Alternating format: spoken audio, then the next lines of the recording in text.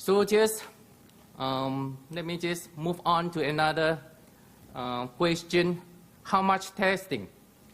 For those of us who remember, a few years back, actually more than a few years back, there was a big push, especially from the business community, because of the profit sharing, profit margin. They were saying that when the company is a good company, when the profit margin is high, the company is a good company. And so they are trying to transfer that to the school system, where with the higher test score you have, the better school you are. And so the emphasis has been on accountability, more testing and more testing, to the extent that people think that the assessment itself is a cure for the deficit, when the assessment is not a cure for learning deficit.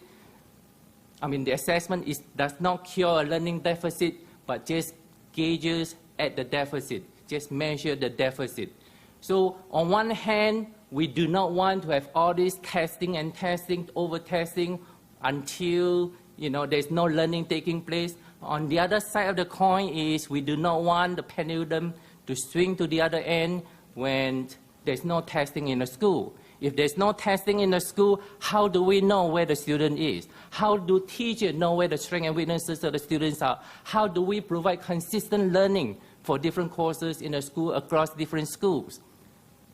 So I think we need to have some balance between the two extremes of the pendulum.